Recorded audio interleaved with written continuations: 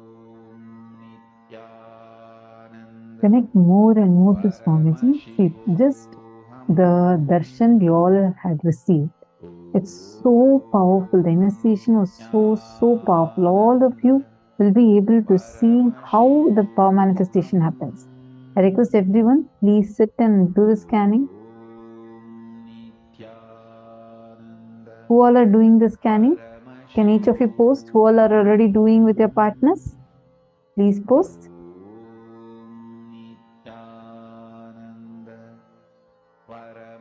Masunya Rao, if you're not able to find a partner within the program, you can find someone who's outside of the program. But please sit and do it now. I request every one of you to do. If you are already doing the power manifestation, please put yes on the chat. See, this is a very important time that we have, which is right after the darshan. So it's very powerful. Swamiji has just initiated all of us. I request all of you to please sit and do the power manifestation.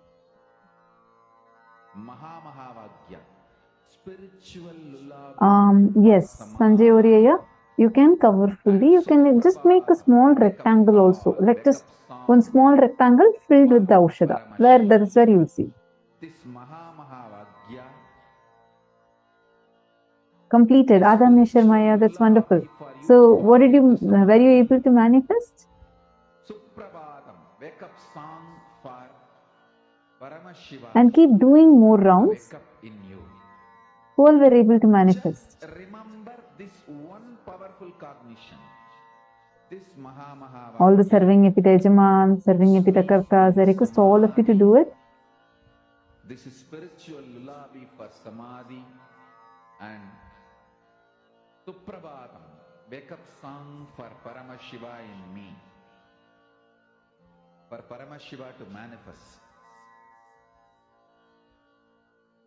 With this one spiritual powerful cognition. Saint Denizaya.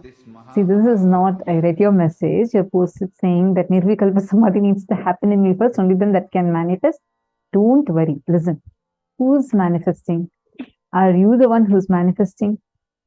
Or is it Swamiji who's manifesting through you? It is Swamiji, right? And the seed has already been sowed inside, during the darshan. So don't underestimate the power of it. Okay, you just sit. More and more you manifest the powers only, more and more clearly, intensely you would start. Are you understanding? See, it's basically you're trying to tune yourself more and more to the space of oneness. And it is from that oneness the powers manifest. That's the difference between Shaktis and Siddhis. What we are doing is Shakti. Siddhis are where, okay, you need to sit, put all your effort, and after putting your effort, doing your sadhana, as a side effect of that, what manifests are Siddhis. But here Swamiji is giving us Shaktis, where you're sitting and you're connecting. You're saying, Swamiji, I'm just right now declaring oneness with you. You manifest through me. Swamiji will start manifesting through you. That is Shaktis. You have been initiated into Shaktis. So you don't need any effort from your side. Understand, all of you please listen. One of the biggest things human beings carry is a pattern that we all carry, a suffering we all carry is deeply feeling I am not qualified enough to receive this, to have this in my life. For so many things we feel underqualified, like you feel you don't deserve it. Especially with Shaktis and all that, you feel it's just too much. Oh God, I've done so many things in my life, so many bad things I've done. This I had done. I have these many karmas, these many incompletions. Maybe others can do, but not me. Understand, even if you are the worst person, you're not. But even if you think you are, don't worry, that does not matter, because here your qualification is not required. That one pattern stops us from manifesting Paramashiva through us. Swamiji does not choose the qualified. He qualifies the chosen. Sit now. Let Swamiji to flow through you and manifest. Come on, all of you please sit. Please pair up. Do not waste time now. This is a very precious time. All of you just pair up here within the room. And please do a round of power manifestation now. So in a few minutes, we are going to be entering into the next session.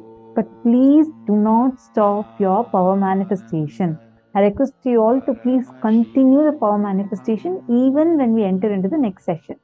Is this clear? I request everyone to do it. Sanjay Oriya, sit and do the power manifestation. First thing, drop your pain of not manifesting earlier. Understand?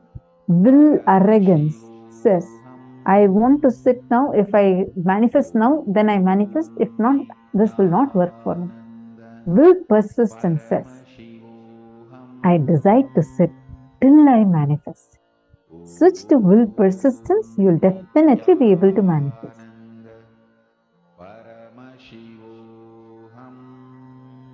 Okay, sit now. I request all of you to sit and do the power manifestation. See, there's a very nice story. Once Narada, Devarishi Narada, he is traveling to Vaikuntha Loka to meet Mahavishnu.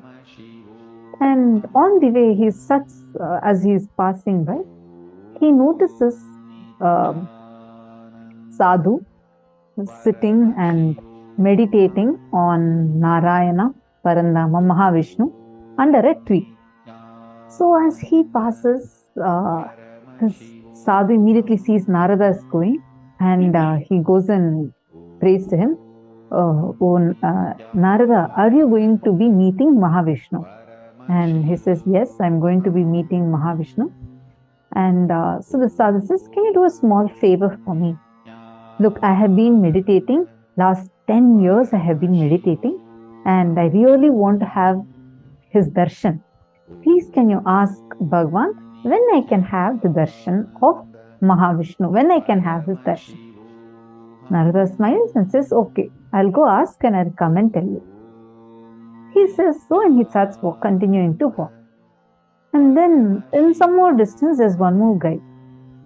There's another tree, and under that, this guy is also Paramashivoham. Om Nithyananda. Paramashivoham. Om Nithyananda.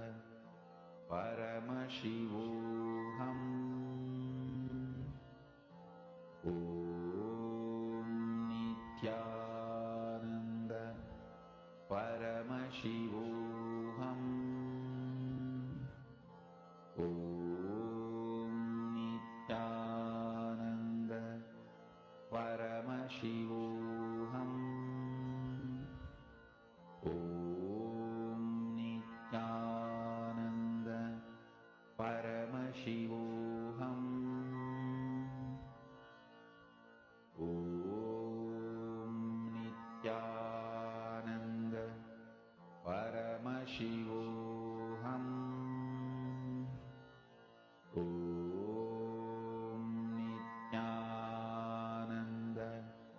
Om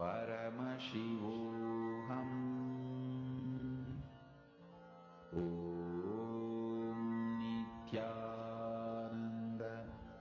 Paramashivoham. Om Nithyananda. Paramashivoham. Om Nithyananda. Paramashivoham. Om Nithyananda. Paramashivoham.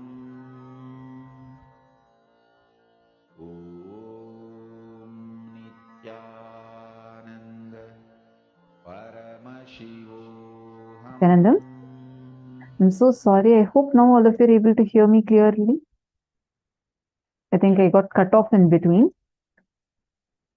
Sorry. So I was saying that so this Narada is walking, and he sees the second person. I think that's where I got cut off, right? So he sees another big tree and one more person who's right under the tree. And this guy is just singing and like dancing. And the moment he sees Narada, he runs and falls at Narada's feet. And then he says, "Oh Lord, are you going to meet Mahavishnu?" Narada smiles and says, "Yes." And he says, "Okay, can you do a small favor for me? Look, last 10 years I have been here singing kirtans and praying to my Bhagavan, Mahavishnu. I just request if you could just please ask and let me know, when can I have Bhagavan's darshan? I'm just waiting for having Mahavishnu's darshan. Please, can you help me with that?" Then he says, "Yes," smiles and says, "Yes, I'll definitely ask and let you know." So Narada goes, meets Mahavishnu and comes back. Again, he's on the way, and first he meets the sadhu who's sitting under the tree and meditating for 10 years. Then moment the sadhu sees Narada, runs to Narada and asks, "Did you meet with Mahavishnu?" And Narada says, "Yes, and I have a message for you from Vaikuntha." Sadhu is so happy. "Yes, what is the message?" Narada says, "I asked Bhagavan Mahavishnu. He told that you need to wait for 1 more year, and in 1 year you'll definitely have his darshan." This man, he says, "What do you mean? Last 10 years I have been sitting and meditating. What do you mean by coming and telling me I have to wait for 1 more year? I am not going to wait. Today, if he is not giving me darshan, just leave it. I don't even want the darshan. I am just frustrated at this whole thing. I am dropping all this." And he just gets up and goes in. And Narada goes, he meets a second person. That fellow is still jumping and dancing and singing. The moment he sees Narada, he is also delighted. He runs and comes. Then Narada, he says, he asks, "Did Bhagavan tell anything?" And then Narada says, "Yes. He told that you need to wait for as many births as there are the number of leaves that are there in this tree." It's a huge tree with so many leaves. And Narada says, so Bhagavan told that you should be waiting till all these trees, you take the number of birds, as many leaves are on this tree. Narada was expecting this fellow is also going to get frustrated and go. But on the contrary, this fellow started jumping even more and dancing. He dances. Narada is puzzled. That first person at least had to wait only for 1 year. Here, Bhagavan has told him to wait for so many births, not even years. Yes, what happened? Why are you jumping and dancing? He says beautifully, "I am so happy that at least Bhagavan told that he is going to give me darshan, at least in one of the births. So I am so happy that I have a confirmation of going to receive his darshan." That moment he told that and starts dancing, all the leaves in the tree falls, and immediately Bhagavan Mahavishnu appears and gives him the darshan. Understand? This is life. The moment you feel that you will wait forever for the divine to manifest, and just drop your frustration, drop all the incompletions that you are holding on to, the will arrogance you're holding on to, you will see all that so-called obstacles that are there in front of you would just melt. Immediately you'll see the breakthrough happening to you. Instead, if you hold on to will arrogance and you say, now I need to get it. If I don't get now, this does not work. We will be like the first sadhu. So the choice is yours. You make the decision. How do you want to be? Do you want to manifest the divine now through you? Then decide immediately that let me manifest him. Let me sit As long as it takes, I am ready for it. I will not move till he manifests. You will see that decision will immediately make him manifest through you. How many of you want to switch to will persistence?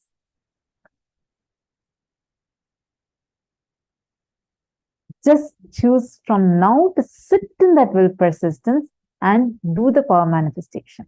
All right, now let's go to the next session where Swamiji is going to explain a very important revelation about how to move from lust to love. Let's listen to the revelation now.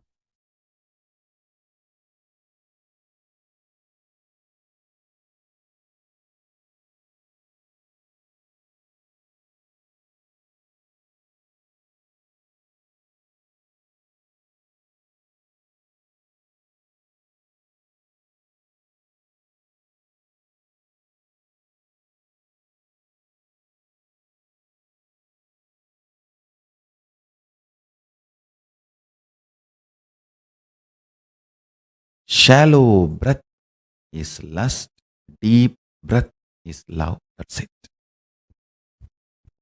Existence is alive just like you, and it breathes just like you. Whenever there is a shallow breath, the insecurity your system feels makes you feel lusty about your body, your identity, your emotions. Understand the primal lust is lust towards your body, your identity. Then it extends to lust towards wealth, other person, and all, everything. The primal existence of the lust is fundamentally short of breath. Short breath and short of breath, the insecurity generated by it. I am making a simple equation. Nothing else.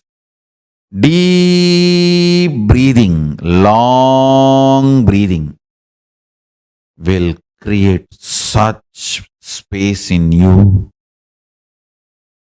Simply, you will be in love with you, with everything and overflowing. Lust is nothing but short breath, short of breath, and all the incompletions, insecurity generated along with short breath. Understand? I am not going to ask you to have a deep breath. The moment I reveal this secret and understanding, you will start having deep breath. That is Jnanapada. The solution should be as simple as breathing. Listen carefully. Just today, one of my disciples was asking me, Swamiji, one very important question. You are a macrocosm, and you have come down into this body as microcosm. How do you feel? I said, precisely, I feel I am a macrocosm because I have not come down. I have reflected myself into this body and woken up, started operating this system, not shrunk into this system. This system is not exclusive of me, it is inclusive of me before the system was created, during the system was functioning, after the system stops functioning. Throughout, this was inclusive of me. That's all. That's all is the difference between lust to love. If you feel the system alone is you, you exclude everything else. The exclusivity, you feel only the system is you, the body is you, or your identity is you. That's lust. Short of breath, short breath, insecurity generated by it, all that comes. Yogi is a person who breathes with cosmos. That's all. Yogi is a person who breathes with cosmos. That's all. I'll repeat. Yogi is a person who breathes with cosmos. Just breathe with cosmos. You will be overflowing with love. It's not something you need to do. Even if you remember and the moment you understand, oh God, automatically it starts happening. Jnanapada, knowledge is solution. Fundamentally, with your shrunk, suffocated identity, short of breath and short breath, the kind of the insecurity it generates, the reaction of possessing is manifested by you. Understand? The insecurity invokes the powerless response of possessing. The possessiveness is powerless cognition. Comes as a response reaction to insecurity. All insecurity is perceived by you first, only as a short of breath. You can test any information or the moment you experience insecurity. It's a breath which gets first attacked. Understand? Deep breathing. Decide to breathe with the ocean, hills, life, river, tree, everything around you. Decide to breathe with Chandra and Surya. Decide to breathe with the whole existence. You'll be in love forever. I don't want to get into the nitty-gritties of do's and don'ts related to lust and love. Oh, if you marry this many times, lust can be transformed into love. If you don't marry at all, your lust can be transformed into love. I am not getting into any of that. I am not getting into the lifestyle related details of lust to love. I am straight getting into the jnana pada of lust to love. Understand? Jnana pada means just by knowledge you are liberated. No rules are given, no practices are given, no techniques are given, no methodology is given. Straight by listening to the truths you are liberated. That's it. At the most, very rarely you may be asked to contemplate. That's all. During the Shravana, you are little disturbed, then manana is requested. Means the contemplation. That's all, nothing more. The whole satsang is 2 lines.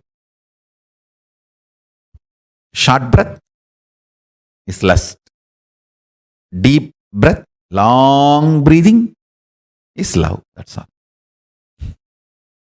When you breathe with cosmos, you are love and you radiate love. Whatever toxification you have accumulated, whatever patterns you have gathered, whatever difficulties, incompletions you may have, understand? Your patterns are not the real problem. You operating them again and again is the real problem. With a deep breathing with cosmos, with a long breath, operation of the patterns will be destroyed. Operation of the patterns will be destroyed. Understand this truth.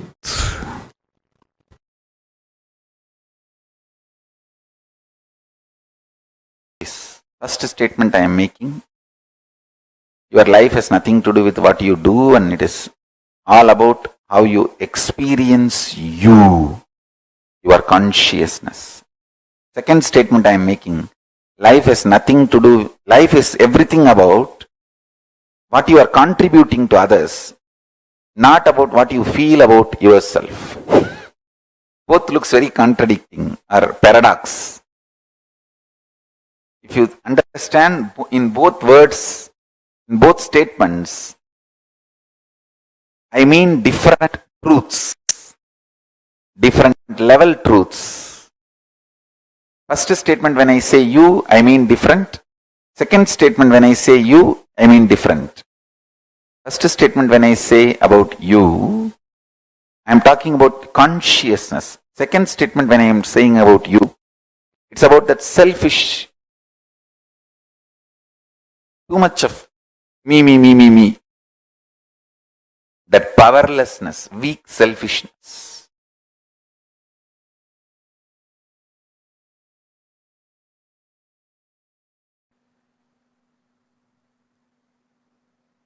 in the level of consciousness, anything you declare, consciously decide, willpower is enough tapas. In the outer world, anything you declare as you, responsibility is tapas. Listen carefully. See, in the outer world, if you declare you are a president or a prime minister of some country, responsibility, taking responsibility for that work is tapas. Everyone who enters into politics imagines themselves, literally declares that they are the president or the prime minister or in the top position of their country's politics. Listen. In the outer world, anything you declare, you need to take responsibility for it. That is the tapas. If you declare yourself as a mayor of a city, you need to take the responsibility and fit into that shoes. That is tapas. If you declare you are chief minister or the governor of a state, you need to take the responsibility for that declaration to make that into reality. That is tapas. In the inner world, if you declare yourself as Shakti, as Paramashiva, or as Ganapati, or as Subramanya, you may declare whoever you want as you in the inner world. If you declare yourself as Paramashiva, or Parandama, Parabrahma, Parameshwari, anything in the inner world, will persistence is the only tapas. See, when you declare you are Paramashiva, naturally all your inside patterns, self-hatred, self-doubt, self-denial will flare up and show so much of obstacles, problems, difficulties externally and internally. But you standing with will persistence, I will see everything as Paramashiva. I will face all these self-doubt, self-hatred, self-denial. Even the doubt whether I am Paramashiva or not, I will face it from the space I am Paramashiva. How Paramashiva will face self-doubt, same way I will face. How he will face? He will just burn it. Tripura Asuras are the self-doubt, self-hatred, self-denial. How he dealt with them? He just burnt them. Same way, I will burn my self-doubt, self-hatred, self-denial just through will persistence. Listen. In the conscious world, anything you declare as yourself, will persistence for it is tapas. In the external world, anything you declare about yourself, taking responsibility for it is tapas. Now listen.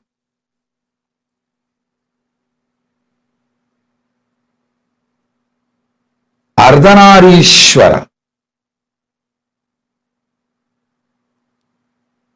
is the pure conscious manifestation of Paramashiva. If you declare you are Ardhanarishwara, just have will, persistence as tapas, you will manifest Ardhanarishwara. I tell you, manifesting Ardhanarishwara is the ultimate sexual fulfillment. Neither womanizers nor nymphomaniacs taste even the glimpse of what is Ardhanarishwara. Listen. Womanizers use women more like scratching for itching. Actually, if you want to kill a monkey, you don't need to do anything big. Just if you make a small wound in the hand, very small, just one small needle, that wound is enough, because the monkey cannot keep quiet. It will go on be scratching. After 2 days, even if the wound heals by itself, monkey will scratch again and make it as a big, until it becomes septic and finally dies. The monkey will not allow it to get healed. A small wound is enough for the monkey to kill itself because of that itching and scratching. Is a natural animalistic pattern. Listen. The sex of the womanizers is exactly the animals itching and scratching. You will not find any love, any romance, any consciousness involved in it.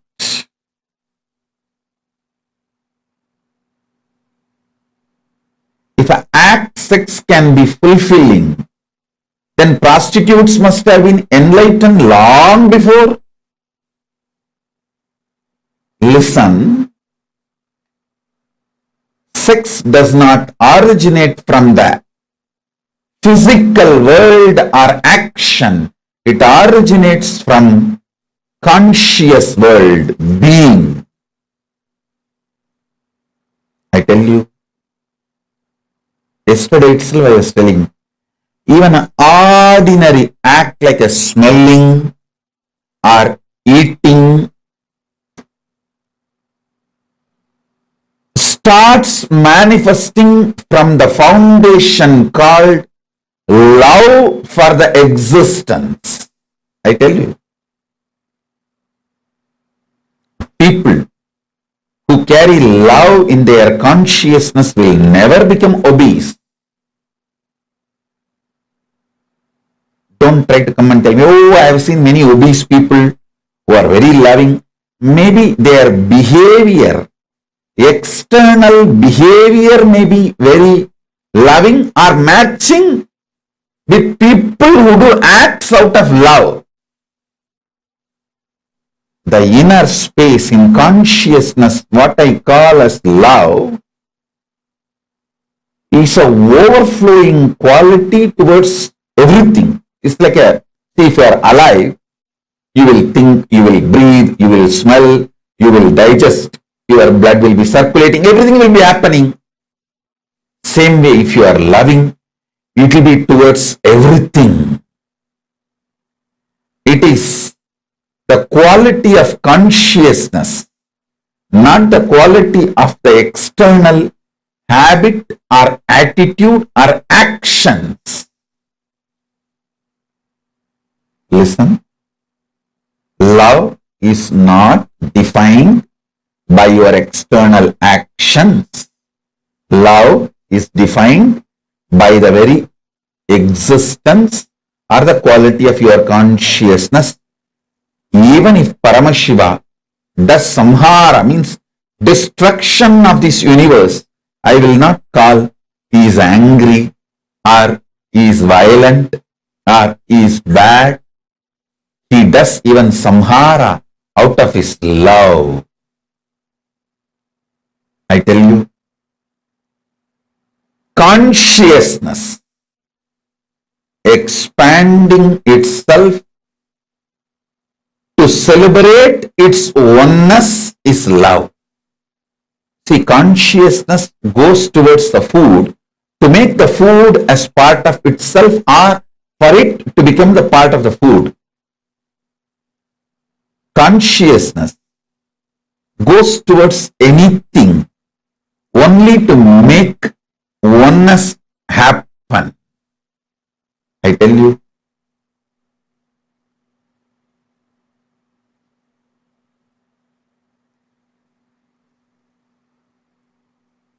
nothing is inauspicious if you understand love. Everything is inauspicious if you don't understand love. Sex is the amazing expression of that love to make another one body into oneness with you and you with that body. Listen. When your consciousness moves towards food out of love, it wants to make that food as part of itself, means oneness. Give the oneness experience to that food.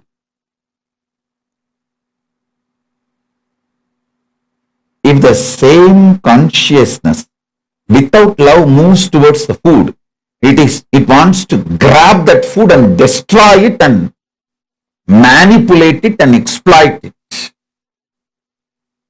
Food lovers never become obese or diseased or ill. Food manipulators become ill, diseased. How many of you understand what I am talking? Food lovers never become obese.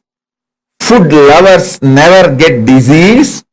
Food lovers never get any illness related to food patterns, food habits, and food eating style.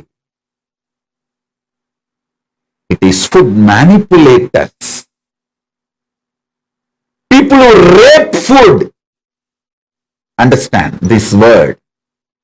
People who rape food due to food pornography. I coin a new word, pornography.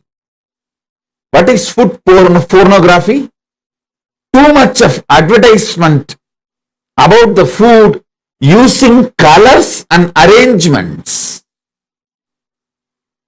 People who are triggered by the food pornography and rape food get diseases related to eating patterns and food.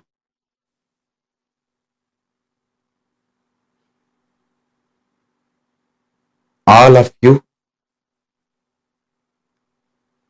again and again listen to this powerful cognition and carry in you. Listen.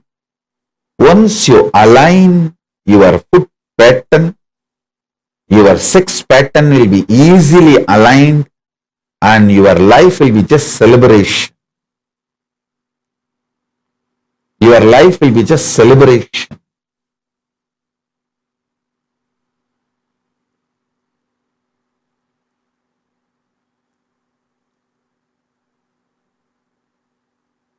So listen carefully, listen intensely,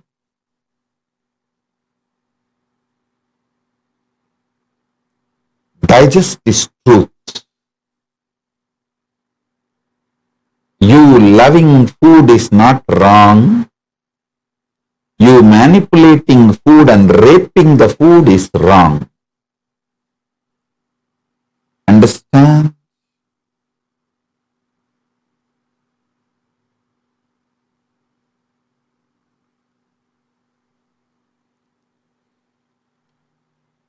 If you love food, you know how much of food can become one with you, your digestion ability. What kind of food can become one with you? What kind of food will empower you and get empowered by you. Listen. Whenever you digest a food and that becomes energy in you, not only you are empowered by that food, you are also empowering that food because that becomes energy.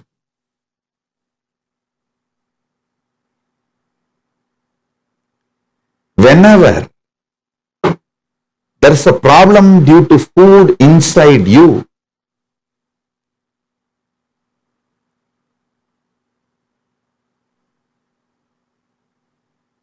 not only you are manipulating the food and raping the food also gets incomplete with you because it has not fulfilled the purpose for which it happened. Right eating with the right consciousness fulfills you and the food. Now, whatever I am talking about food, use the same principle and map it to music, vision, visuals, all the five senses, including sex. You will see very clearly. Are you eating or raping the food? Are you loving and having sex, or are you raping the other person? Are you masturbating out of the high romance? Are you masturbating out of the violence, raping attitude? Look at the whole thing. You need to look into, are you eating food out of love, or are you manipulating food? Or are you raping the food? Same thing. Are you having sex out of overflowing romance, love, oneness? Or are you just raping the other person out of anger and violence or some other reason?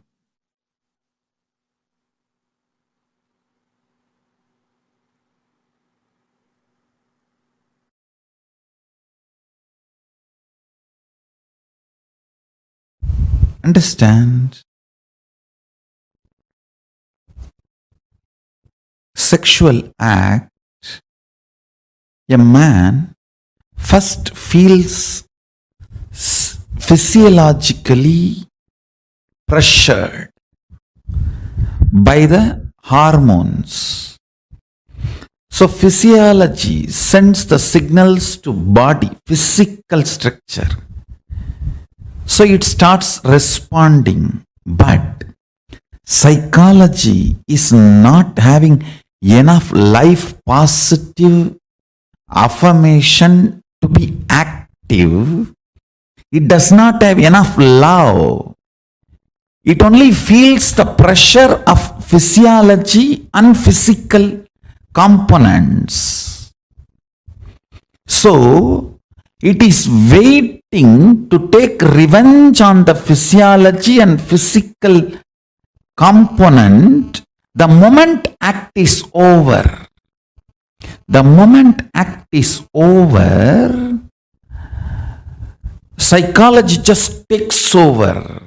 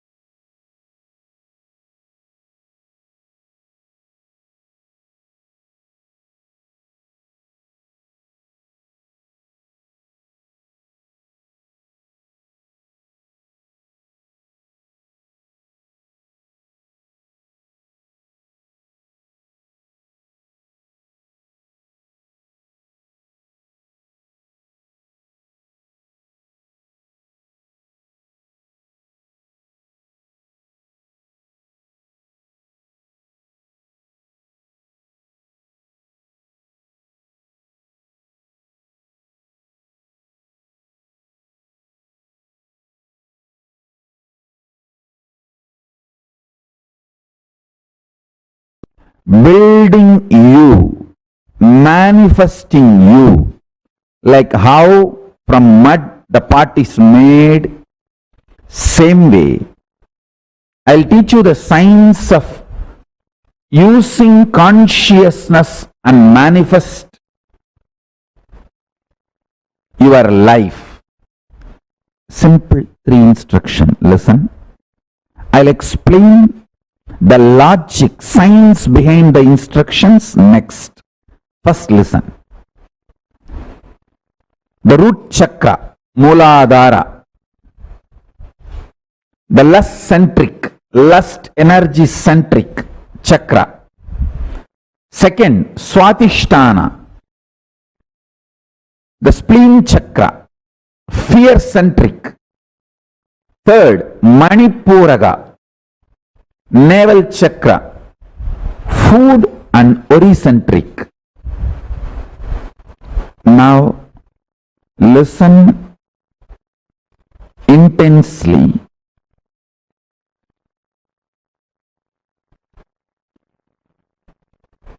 In the lust center, there is no difference between your visualization and actual action. The actual actions impact and your visualizations impact on your life. If you see, the actual actions of your lust may have only the legal implications externally. Other than that, other than the legal implication, whether it's a legitimate wife or illegitimate or gay or lesbian, other than the legal, socio-legal component of the sexual act, the act or the mental action, please understand, words, very raw, your fantasy, your pornography, your masturbation, all this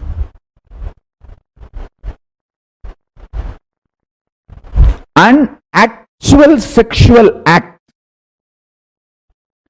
this too, if you see all the mind related sexual actions, body related actions, other than the legal implication, there is no two difference, there is no second difference on the consciousness between these two. Let me put it more and more straight, because I am talking to the large open audience. My words need to be very clearly spelled out.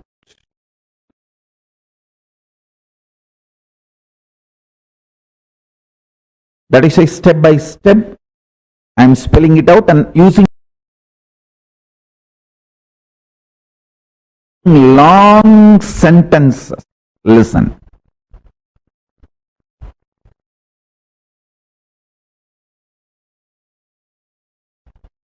Consciously, your visualizations about sex, pornography, masturbation, all these has the same effect as physical act. And I am not going to say physical act is good, bad, right, wrong. If this is same, then why not go for physical act? All those logic I am not going to analyze. I am going to reveal some of the most important truths for your enlightenment. Let me stop from the angle of attending to this whole issue only from the angle of enlightenment. Listen. Listen sincerely. Let me give you some of the conclusions.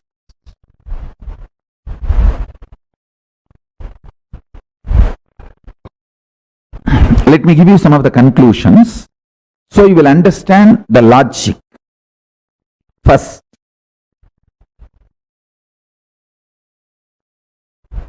mentally digesting all the fantasies of sex, body pleasures,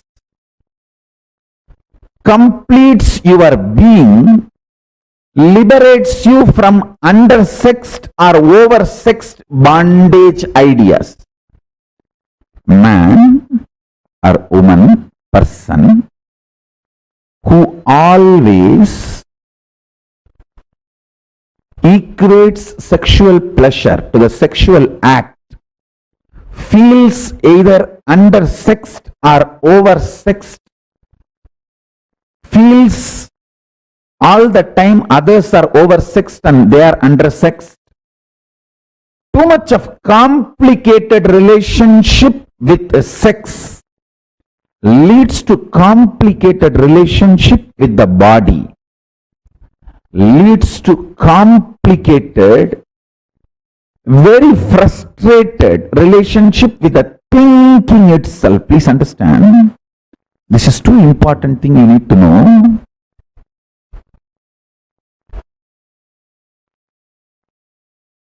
You need to know the conclusion I wanted to give, and powerful cognitions you need to carry, both.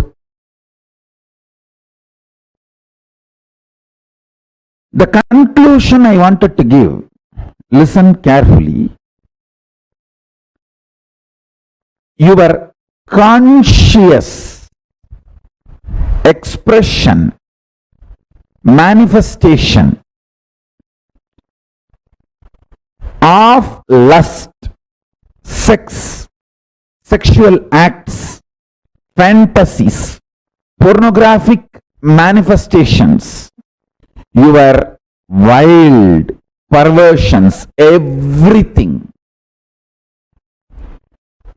If you sit and chew them consciously, not mentally, there is a difference between mentally and consciously. If you chew sexual fantasies mentally, you will be obsessed, and all the actions related to sex will be like a compulsion, forced. There will not be any conscious involvement, freedom or participation. More like a, you have to sneeze. Listen carefully. Mind binds, consciousness liberates. Formula, basic sutra. Mana is bandha, chit is moksha, mind is bondage. Anything done mentally leads to obsession and obsessive compulsive behavior.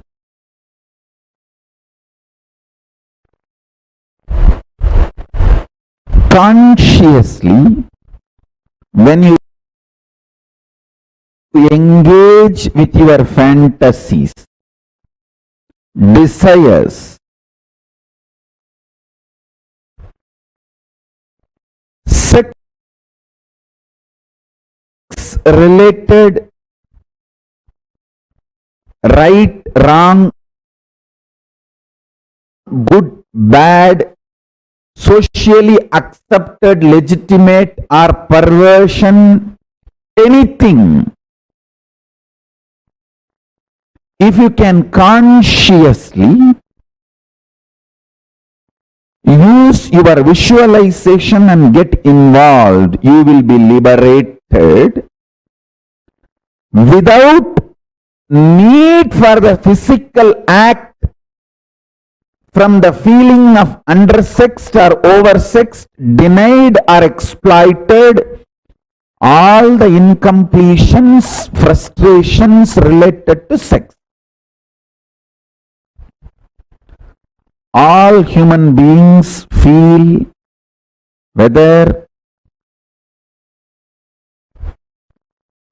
they are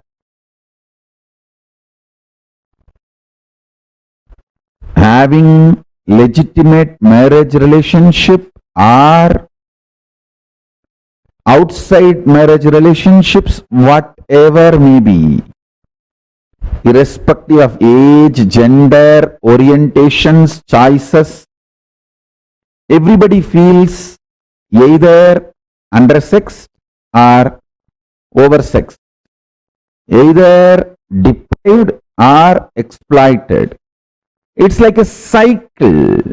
The fundamental root cause is sex remains as obsession, compulsion.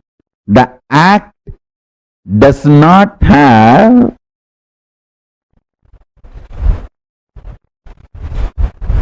liberating consequence, fulfilling consequence. It may be tiring, releasing, letting you rest, but not fulfilling. Please understand. I'm getting into the deepest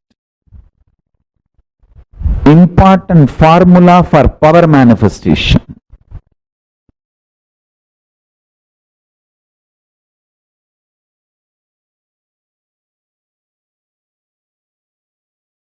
All the 5 perceptions you carry about sex, all the 7 perceptions you carry about death.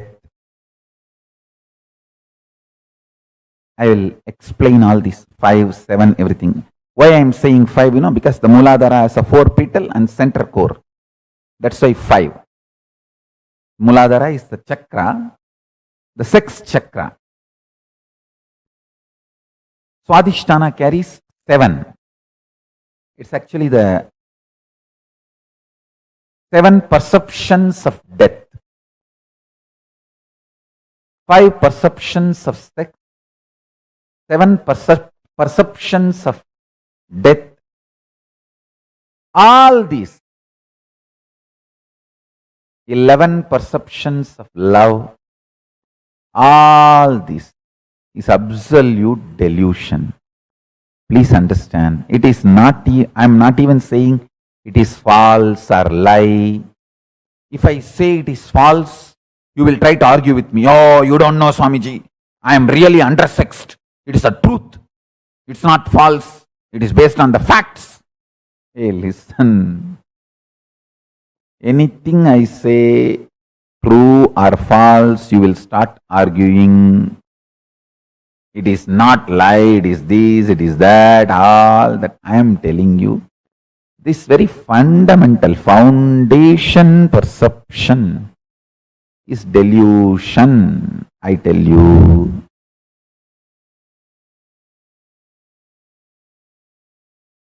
If you know the joy of remaining in ecstasy internally through unclutching, externally whether some body touches you or not, this whole perception about the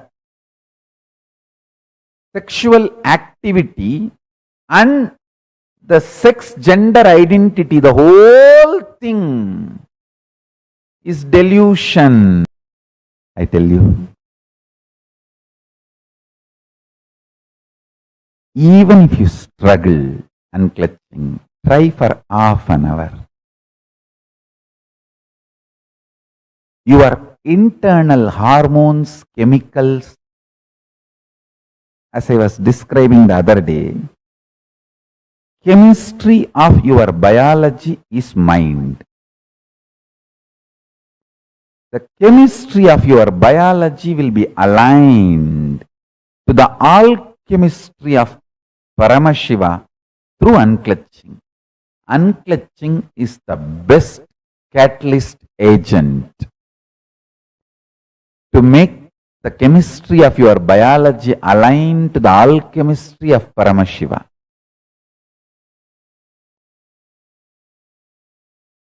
Shantam Chandrakalachutam Sarpasannata Satchatam Kadisutrodara Bandhanaihi. This is one more Shastra Pramana where Paramashiva describes himself in Kamikagama Purvapada, 4th chapter, Archana Vidhi Patalam, Sloka number 330 and 331, Sadashiva Dhyanam, Shantam Chandrakalachutam Sarpasannata Sachatam Kadisutrodara Bandhanaihi.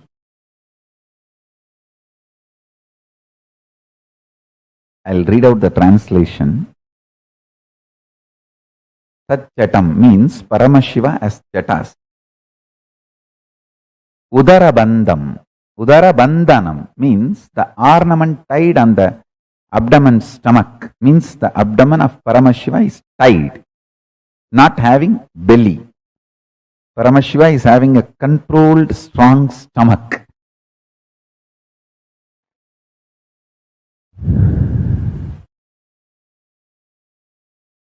Listen.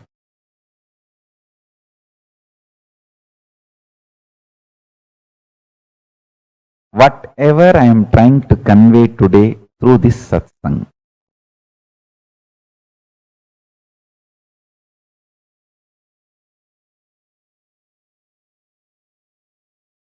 whole unconscious humanity is playing prank on you.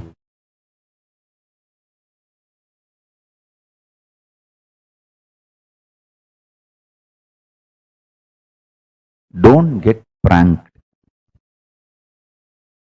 Wake up to the reality by just half an hour unclutching.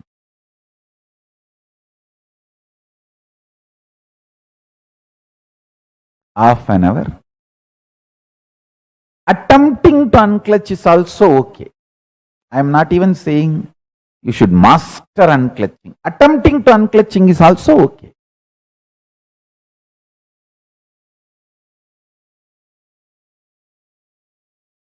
The social concepts and definitions of gender, gender related issues, if you take it as a joke, great. But if you seriously record them in your muscle memory and biomemory and keep them inside your cognition, it can be dangerous. Please listen, it can be dangerous. When a male body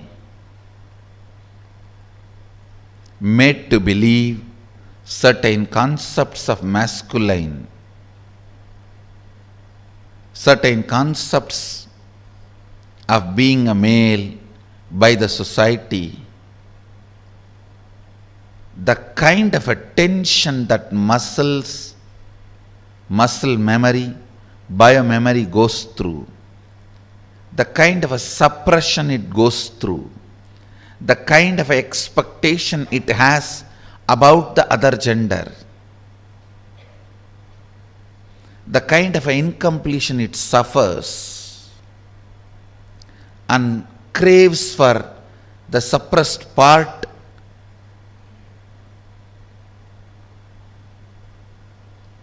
is hell. Such punishment for whole life. And the worst thing is,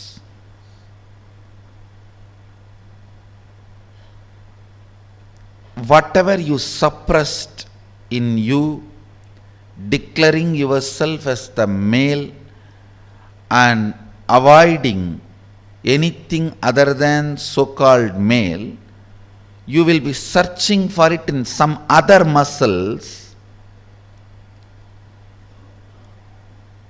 which you will never find. Which you will never find.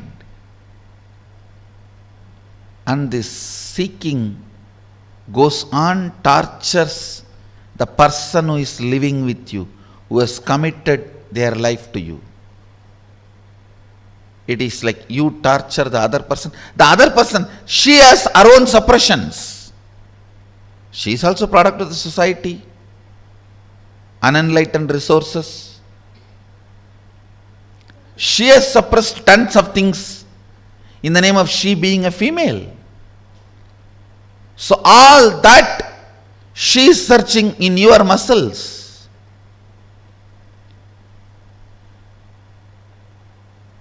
It's like in Indian villages, this early morning hen will come out with chicken and start searching all the dustbins for food. Searching.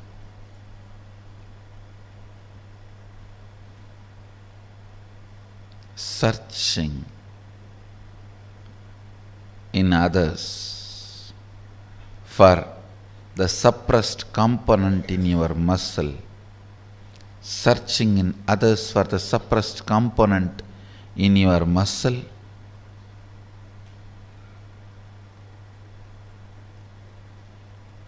Is the most frustrating thing that can happen to anybody in life.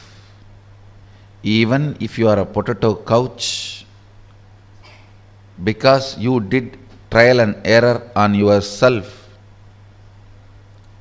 it's easy to get you out of it. But the patterns you pick up from others, believe it as your muscle memory, install it in your biomemory, takes such long completion, requires strong completion process for you to get out.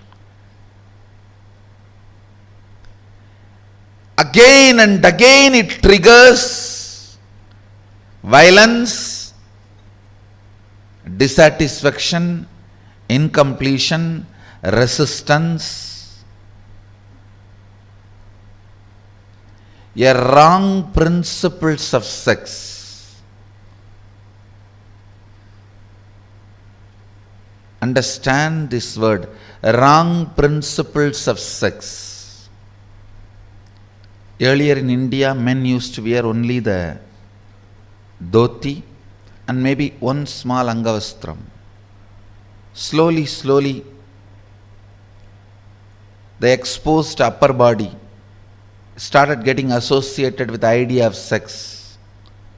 Then they will have to cover.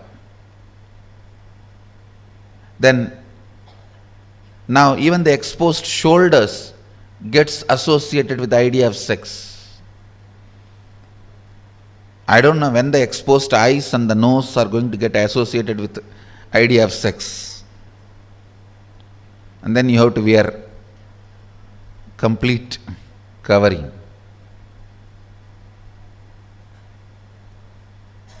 Understand various parts of body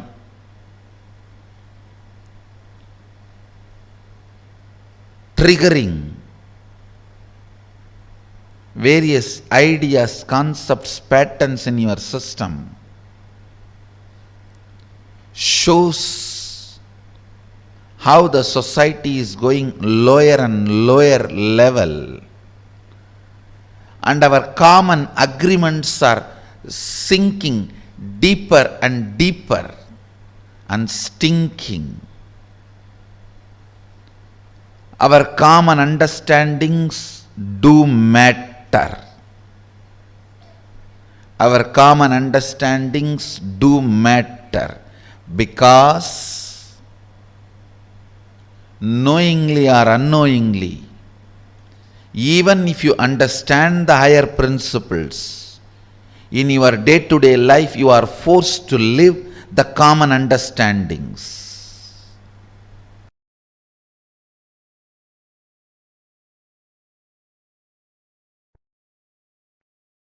Seek Shanti Tattva, because it is reality, it is experiential reality, existential possibility, ultimate space to reside. Seeking for happiness is myth. Seeking for happiness is the myth, because the idea of happiness is myth. Stop seeking for it. Listen intensely. Seek Shanti Tattva. Seek Paramashanta Swarupa. Paramashanta. It's a real experience. You will achieve it. When you achieve, you will feel your seeking was worthy. But seeking joy is delusion. The definition of joy, the idea of seeking joy, the method or the way in which you seek joy, everything is delusion.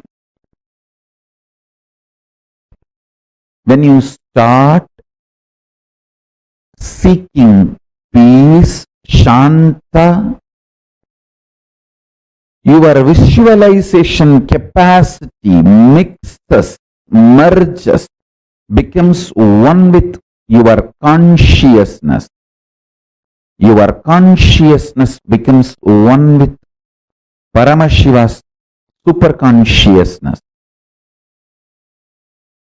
Your Sankalpa will become Shiva Sankalpa. Your will become Shiva's will. Listen.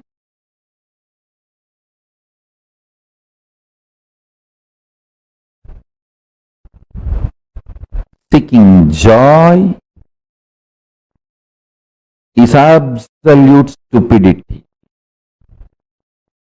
foolishness, delusion. Seeking peace, Shanta. I don't want to use the word peace because there is no other word. I'm using peace. Peace is too small word. Peace is impotent word to translate Shanta. Shanta is one of the non-translatable Sanskrit principle. Listen. The principle of Shanta, Shanta Tattva, is non-translatable.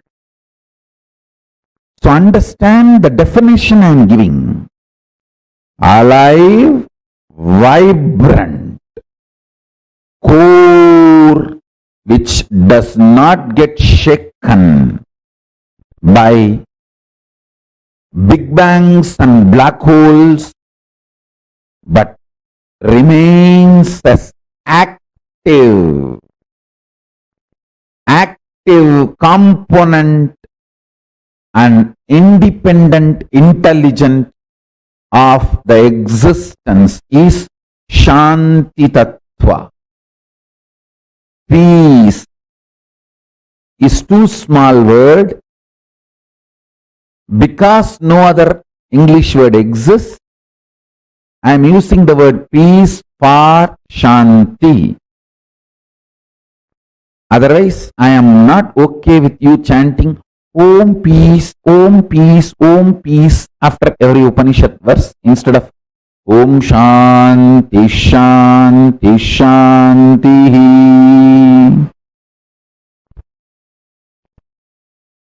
No, Om peace, Om peace, Om peace. No.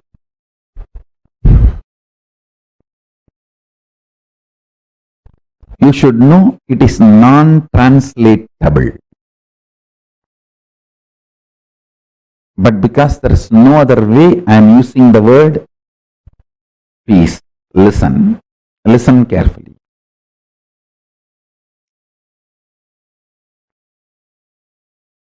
Start seeking peace. Your mental capacity, visualization capacity, your capacity to get excited, your capacity to get emotional, your capacity to become active, your capacity to become energetic, your capacity to be alive, all this will merge into your consciousness and Paramashiva's space. Paramashiva himself will start manifesting in you.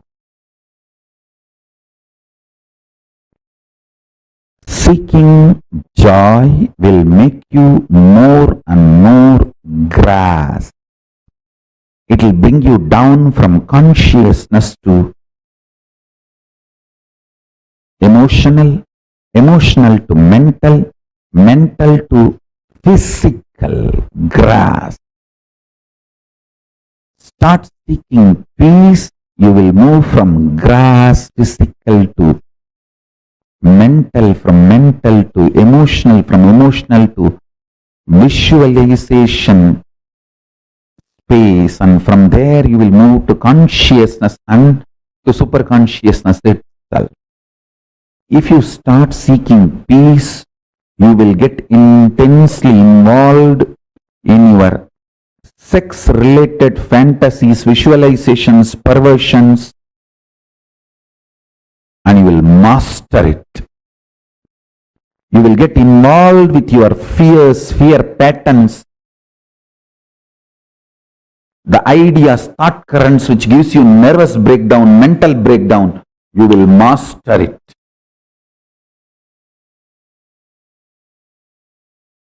You will get involved with your unconscious food patterns. Understand? Sex, security, food, all the three should not be obsessive compulsion.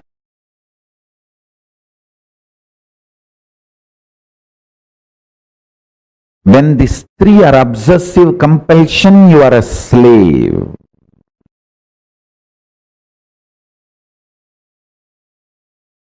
Listen carefully. Eating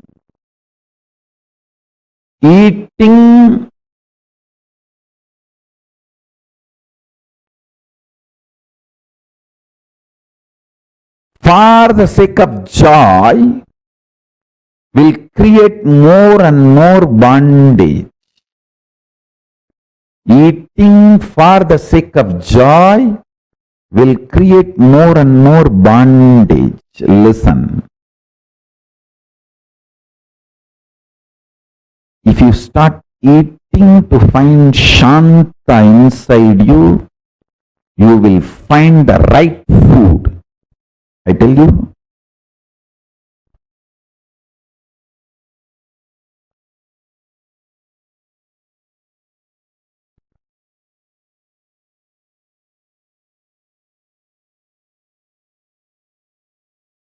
In every level, apply this principle which I am talking. Personal,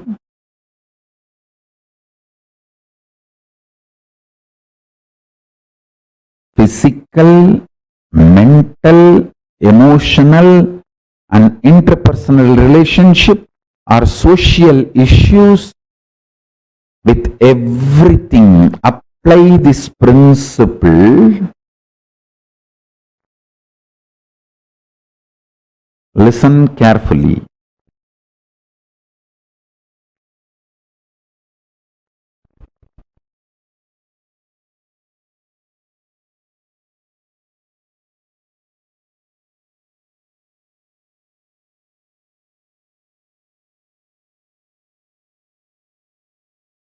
Whenever I give an example to explain a principle, just don't hold on to the example. Example, I map it into one small problem, but use that principle in everything you face in the life.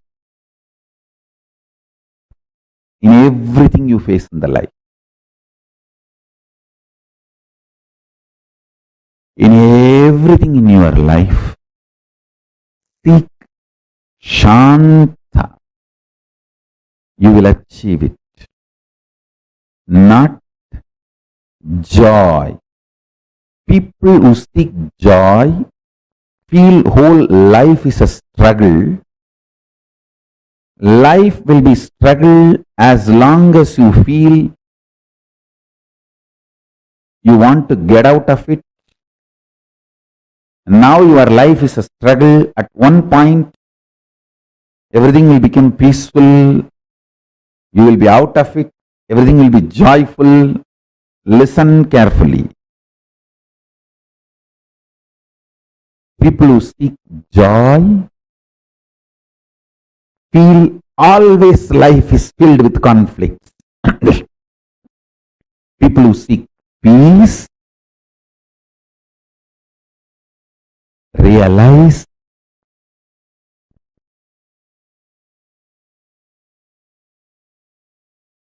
there is no such thing as conflict. There is only one thing, responsibility. Life is all about raising the standards of your responsibility. Raising the standards of your responsibility. What do you call as conflict? Raising the standards of your conflict.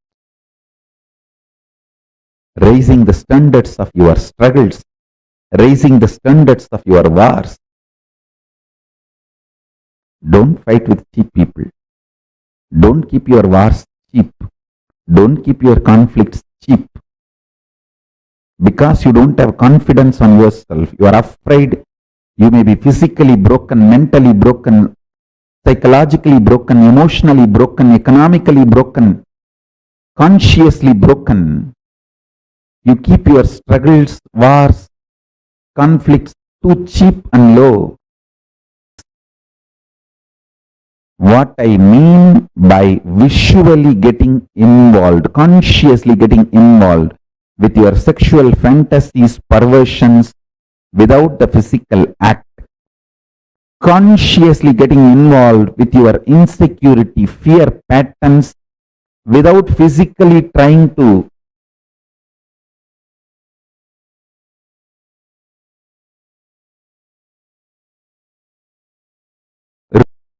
raise your so-called securities. Consciously eating continuously without physically dumping food in your stomach. What I mean by this three, conscious involvement, and what I mean by tasting Paramashanta Swarupa, what I mean by the word, when your struggles are cheap, you are cheap. When your struggles are high, you are high. When you are beyond the struggles and full of responsibility and know that life has no struggle, it is all only about responsibility, you become leader. All these statements will become your realization when you start tasting Paramashanta inside you. All the zigzag puzzle will fall in place and it will become, you will just experience that huge click. Cosmic click. Wow. Yes. Understand?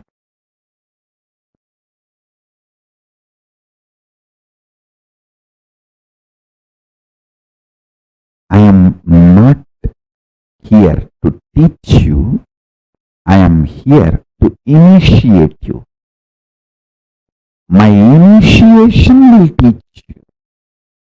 Every day I come to Satsang come not to teach you, but to initiate you, to give you the Shakti Pada. Actually, to give you my smile, to love you. My love, my initiation will teach you. Your bhakti is your internet connection. My love for you is my internet connection. My uplink connection is my love for you. Your download connection is your bhakti for me. The connection actually happening is Shakti Pada, initiation. I am here just to love you. My love will teach you. I am here just to initiate you. My initiation will teach you. I am not here to teach you. I am here to love you. Every morning I am here just to say, I love you guys. How are you? Doing well? Why you did not shave? Why there is no vibhuti in the face? Why did you put the round kumkum? Why can't you put the Trinetra Tilak? I am here just for that.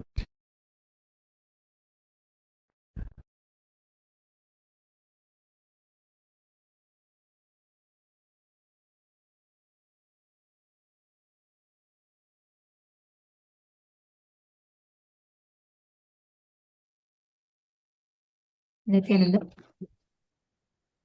Now, all of us have experienced today some of the most important, most beautiful revelations from Swamiji.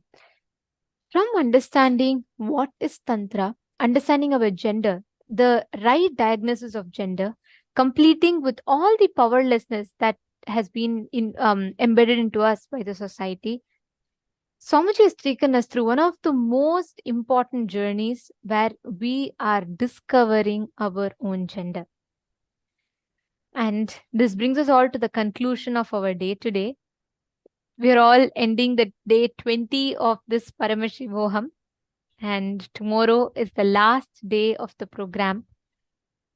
Tomorrow, the whole day ultimately is about learning to radiate Paramashiva. And we have a very exciting condition for tomorrow. So all of us are supposed to be dressed up as Swamiji. Choose any form of Swamiji that you love, with a turban, the chattas, however you like. Choose any picture of Swamiji and you are going to dress up tomorrow exactly like Swamiji and come for the program, because tomorrow our experience is about manifesting Om Nithyananda Paramashivoham through all of us. Literally manifesting that Mahavakya itself through us, experiencing that Paramadvaita with Swamiji. And for that, one important thing is dressing up as Swamiji and coming for the program. How many of you are ready for this? Who are saying, yes, I'm going to do it? Choose a picture and make sure you're getting ready as exactly like how Swamiji would be. Choose any picture of Swamiji. Try to match the same color, try to wear similar jewels and everything.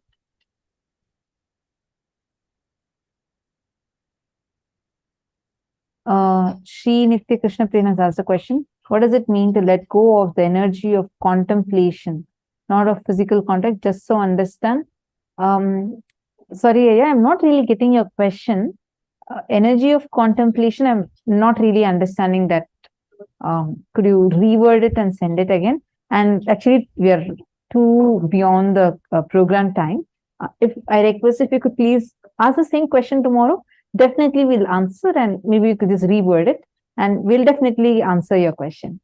Okay, I'm so sorry. It's time to end and to disrupt the other people also. So, and tomorrow, make sure all of you getting dressed as Swamiji. Okay, and let's meet tomorrow. And today's gifts are going to be sent via email to all of you. Please make sure you are getting today's gifts And if any of you are not getting your gifts, please put your email IDs in the chat. We would make sure it's being sent to you.